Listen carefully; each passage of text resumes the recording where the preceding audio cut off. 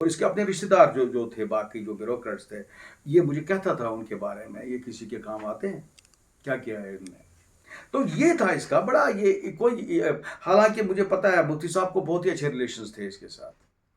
तो एक ज़माने में पता नहीं इनको आपस में हो गया कुछ ये हो गया उसी एक बात पे।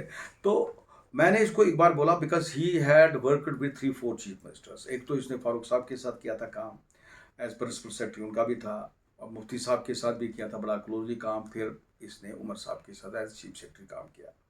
इसने मुझे बोला जब मैंने इनको तीनों का बोला, मैंने कहा सबसे अच्छा कौन लगा आपको इन ब्यूरोक्रेट इन 3 ये जो है पॉलिटिशियंस है या चीफ मिनिस्टर्स। हालाँकि ही वाज़ वेरी मैं ये कहूँगा ही वाज़ इंक्लाइंड टुवर्ड्स मुफ्ती साहब वन्स अपॉन अ टाइम, मगर फिर इसका जो मुशाहिदा था ultimately when he became he came closer to Umar and he saw during floods 2014 में। Then he told me, Salim, I have rediscovered this man. I was not knowing that he is very better than the other two.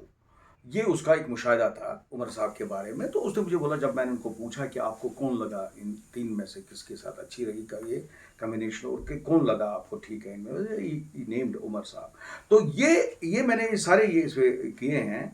तो अच्छा, दूसरा मैंने ये अपनी इस यहाँ ये कहना चाहता हूँ जो मैंने एक अधूरा आपको बोला एक चीज़ था, जो मेरे ये दोस्त साथी थे अपने,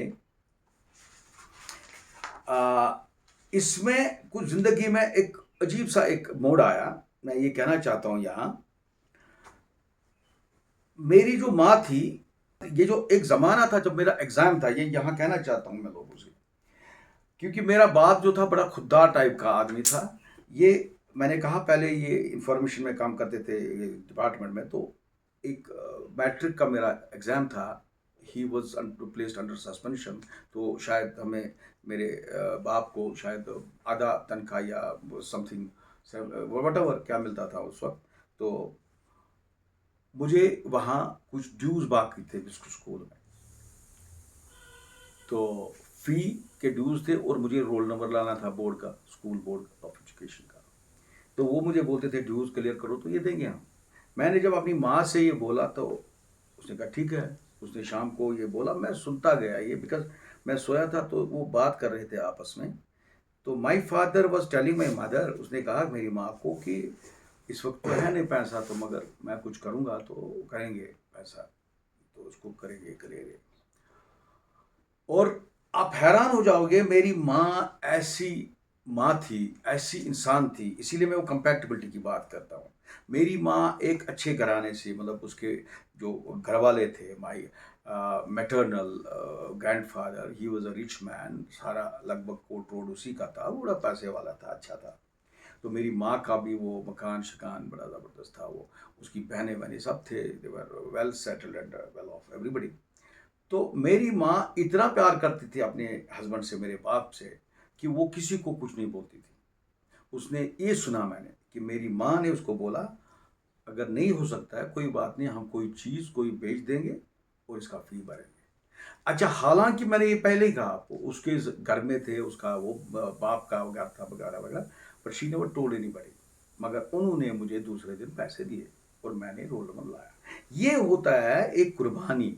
मुझे वो भी एक हॉन्ट करता है कि मैं जब शाम को अपने बिस्तर में अकेले होता हूँ, ये चीज़ें मुझे याद आती है और मैं वो ना एक इतना इमोशनल होता है इन बातों के लिए।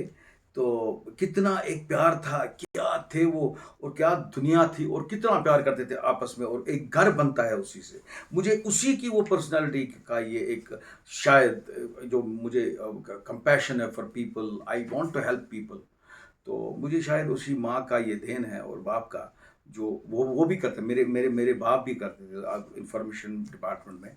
तो काम करते थे, लोगों के मदद करता था उनको, जहाँ भी उनको मौका मिलता था तो वो काम करते थे।